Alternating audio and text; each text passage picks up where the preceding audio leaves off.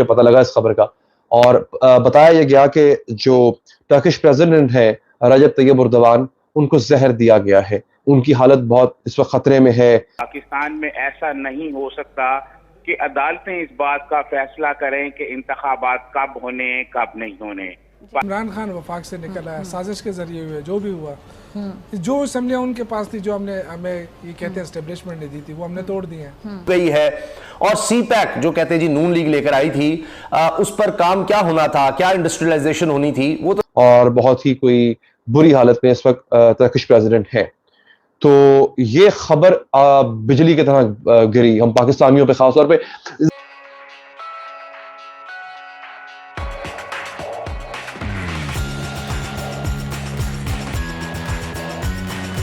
सारी बात है टर्किश प्रेसिडेंट के साथ और टर्की के साथ हमारा एक बड़ा डिफरेंट किस्म का लगाव है पाकिस्तानियों का। तो ये खबर जब आती है तो बड़ी तशवीश होती है। टेरर अलार्म के नाम से एक ट्विटर अकाउंट है जो कि वेरीफाइड है, उसको ब्लू टिक मिला हुआ है। वो कहता है, we are investigating the reports that Turkish president has been poisoned after meeting with Russian official. यानी वो एक रशियन अथॉरिटी के बंदे से मुलाकात कर रहे थे। आवाज आ रही है? परफेक्ट। तो एक रशियन प्रेसिडेंट, टर्किश प्रेसिडेंट, तुर्की के सदर रूस के एक बंदे से मुलाकात करने गए और उसके बाद तबीयत उनकी खराब हुई और बाद में इंकशाफ हुआ कि उनको जहर दिया गया है। यह खबर सोशल मीडिया पर फैलाई गई है। बट अगर कोई यह कह रहा है कि उनकी पुतिन से, यानी रूस के सदर से मुलाकात हुई, उस मुलाकात के दौरान उनको जहर दिया गया और बाकायदा तौर पर शक जो है वो रूस पे किया जा रहा है। अब ये कि रूस के ऊपर वैसे भी इल्जाम लगता है कि ये अपने मुखालिफिन को जहर देता है, लेकिन आप लोगों के लिए यह जानना बहुत जरूरी है कि रूस तुर्की का मुखालिफ नहीं है। तुर्की रूस का सबसे बड़ा हथियारों का खरीदार है। S-400 नामी जो एक मिसाइल डिफेंस सिस्टम है जो सिर्फ और सिर्फ रूस के पास है, रूस ने वो तुर्की को दिया। बाद में इंडिया को भी दे रहा है, लेकिन तुर्की को दिया। और अब तक का दुनिया का सबसे बेहतरीन जो डिफेंस सिस्टम है वो S-400 है जो रशिया के पास है और उसने तुर्की को ये बेचा है।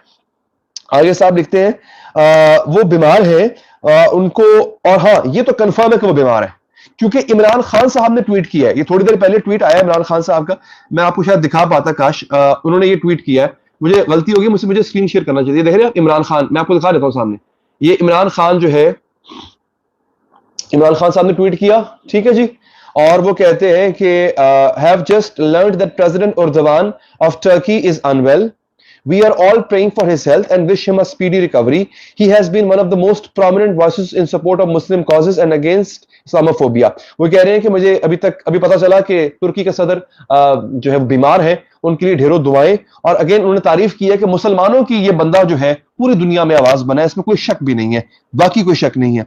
अब ये क्रिटिकल कंडीशन में है, लेकिन सूरत हाल ये है कि क्या उनको जहर दिया गया है। देखिए बात यह इतना आसान नहीं होता किसी मुल्क के सदर को जहर देना। और आपको क्या लगता है, इमरान खान को लोग मारना नहीं चाहते, लेकिन उन तक भी नहीं पहुंच पा रहे। हालांकि इमरान खान ने कहा कि आज बताया उन्होंने कल बताया उन्होंने कि उनको 2 दफा जब वो उन पे अटैक हुआ और वो अस्पताल में जेर इलाज थे इमरान खान, तो 2 दफा उनकी जो ड्रिप होती है, 2 दफा इमरान खान की ड्रिप में किसी ने जहर का इंजेक्शन लगाने की कोशिश की, पकड़ा गया। ये इंकशाफ उन्होंने बड़ा लेट किया है, पहले करना चाहिए था, बताना चाहिए था कौन था, कैसे पकड़ा गया, ये सारी डिटेल्स इमरान खान को देनी चाहिए थी, मगर उन्होंने नहीं दी। खैर इतना आसान नहीं होता, उनकी गिल्ड सिक्योरिटी बहुत होती है। फिर जहर कई किस तरह दे सकते हैं, खाने भी दे सकते हैं ना। तो ये जो प्रेसिडेंट्स होते हैं, इस तरह के जो लोग होते हैं, जब ये कहीं बाहर जाते हैं तो इनका खाने का जो पूरा सिस्टम है पहले चेक किया जाता है। उनकी अपनी सिक्योरिटी जो है वो खाना पहले चखती है। ये बंदा करोड़ों मुसलमानों की जान है, इसमें कोई शक नहीं है।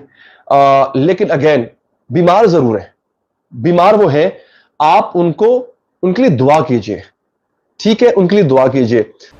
आज निगरान हुकूमतों में पीडीएम सारे बैठे हुए हैं, पंजाब में भी और वहाँ पे भी, और वफाक में इनकी हुकूमत है। और ये 13 जमातें माशाल्लाह मिल के भी इलेक्शन लड़ें, हमें कोई एतराज़ नहीं है। इनके एम्पायर है, हमें कोई एतराज़ नहीं है, फिर भी इलेक्शन नहीं। अब ये कहते हैं ना कि हम एक साथ इलेक्शन चाहते हैं, तो भाई एक साथ अनाउंस करो ना, ठीक है। हम तो ये नहीं कह रहे हैं कि हम अलग अलग करें, आप चलो एक साथ अनाउंस कर दे, एक साथ आप कर नहीं सकते हैं। तो 90 डेज में तो इलेक्शन होने हैं, ये तो आपका आइन, जो आइन का आप क्रेडिट है उस आइन में लिखा है। ये नहीं हो सकता कि आप अपनी तरफ कीजिए, पहले अगर वो हो जाए तो फिर दोबारा इलेक्शन होगा तो फिर हमारा क्या होगा। भाई इस वक्त वफाक में आपकी हुकूमत, निगरान आपकी हुकूमत, अगर इसमें हम पंजाब जीत जाते हैं ना तो इसका मतलब ये है कि फिर तो नेशनल असेंबली भी हम जीतेंगे इंशाल्लाह। तो उसमें आपको डरने की क्या ज़रूरत है? वो तो आप फिर तो आपको बताने की ये क्या बात हुई कि जी फिर निगरान नहीं होगा तो हम इलेक्शन कैसे करेंगे? ठीक है। आज अगर हम आपकी मौजूदगी में इलेक्शन के लिए तैयार हैं और आप सारी जुमातें इकट्ठी हैं तो माशाल्लाह ये तो वही लोग हैं ना जो अब कुंडी साहब तो मेरा दोस्त भी है लेकिन बात ये है कि ये कहते थे कि ये चोर है, वो आगे से कहते थे नहीं ये चोर है, और इनकी स्पीचेस आप दिखाएं जो बड़े बड़े हैं, आज ये सिर्फ इस बात पे इकट्ठे हुए कि इमरान खान दूसरी तरफ है। ये तो कहते हैं ना कि हम जमहूरियत के लिए इकट्ठे हुए, तो जमहूरियत तो इलेक्शन से मजबूत होती है। इंडिया के अंदर कितने जल्दी जल्दी इलेक्शन हुए, और क्या है हमारे जो पड़ोस मुल्क है उसके अंदर एक रियासत में एक दफा इलेक्शन होता है, दूसरे महीने किसी दूसरी रियासत में इलेक्शन शुरू होता है, तो वहाँ तो कभी ये चीज़ नहीं आई। यहाँ इनको ये लगी पड़ी है भाई जब हम आपसे पंजाब जीत जाएं आपकी मौजूदगी में, KPM जीत जाएं आपकी मौजूदगी में, तो फिर आप क्या कह रहे हैं कि जी निगरान हुकूमत में हम इलेक्शन नहीं करेंगे, तो सब ठप हो गया।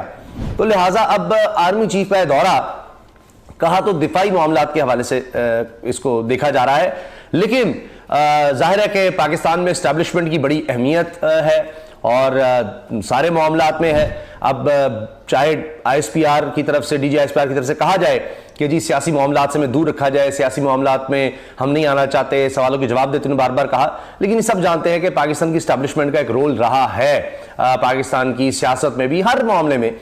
तो अब आप देखें कि जो ही वहां पर पहुंचते हैं आर्मी चीफ, तो अब हर तरफ खबर चल रही है कि जी आर्मी चीफ वहां पर पहुंच गए, उनका बड़ा शानदार इस्तकबाल किया गया, वहां पर उन्हें आम शख्सियात से मिलना है। लेकिन साथ आर्मी चीफ के इस दौरे के साथ बाखबर लोग क्या बातें बता रहे हैं, इस वक्त पाक चीन ताल्लुकात किस जगह पर खड़े हैं, और इमरान खान साहब के हवाले से क्या पॉलिसी है चीन की, और मौजूदा PDM हुकूमत के हवाले से क्या पॉलिसी है। तो इस पर जनाब आप ये देखें, चंद चीजें नोट करें। एक तो खबर यह है कि चीन के वजीर खारजा, उनको पाकिस्तान की तरफ से दौरे की दावत दी जा चुकी और कई दफा ये कोशिश हो चुकी, लेकिन उन्होंने पाकिस्तान का दौरा नहीं किया। मैं वजीर खारजा की बात कर रहा हूं, वजीर खारजा चीन के, उन्होंने अभी तक इस हुकूमत के होते हुए कोई दौरा नहीं किया। इनको 1 साल हो गया है, 1 साल।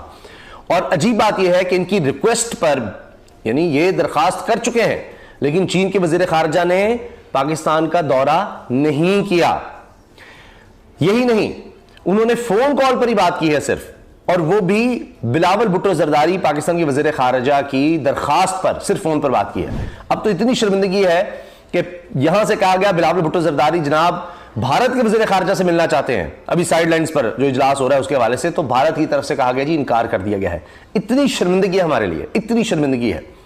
एक वो वक्त था कि इमरान खान साहब ने कहा था कि हम रिटेलिएट नहीं, हम जवाब देने का सोचेंगे नहीं, हम जवाब देंगे। अगर आपने कुछ किया तो हम ये नहीं कि हम फिर जवाब देने का सोचेंगे, नहीं नहीं नहीं, नहीं। फिर हम जवाब देंगे, बड़ा भरपूर जवाब देंगे। तो एक वो वक्त था, आज आप देखिए क्या हो रहा है। आज तो अब बाजवा साहब जो कहानियां सुना रहे हैं, बल्कि उस वक्त भी सुना रहे थे जब इमरान खान वजीर आजम थे, तो अब तो लोग ये कह रहे हैं कि वो तो फिर अयाज सादी की बात ठीक थी कि काम पे टांगी हुई थी और ये सब मसाइल थे, पसीने छूटे हुए थे, तो वो तो इमरान खान साहब डट गए। फिर इसका मतलब है कि जी नहीं, हमने जवाब देना है, वरना वो तो खुद नून लीग के आज़ाद कश्मीर के वज़ीर आज़म ये कह चुके कि जी मैंने तो नवाज शरीफ को भी बताया था, तो मैंने कहा जी आप हमला कर दें, तो जनरल बाजवा ने कहा नहीं नहीं कोई नहीं, हमला करना ये है वो है, हम ये करेंगे वो करेंगे। तो वो तो हामिद मीर साहब और नसीम ज़ारा साहब और दीगर 20-25 जो साफ़ी थे, कुछ इनके अलावा भी ये बात कर रहे हैं, अमीर अब्बास उनमें शामिल हैं कि जी बिल्कुल ये सब वो कहते रहे कि जी हमारे अंदर तो सलाहियत ही लड़ने की नहीं है। तो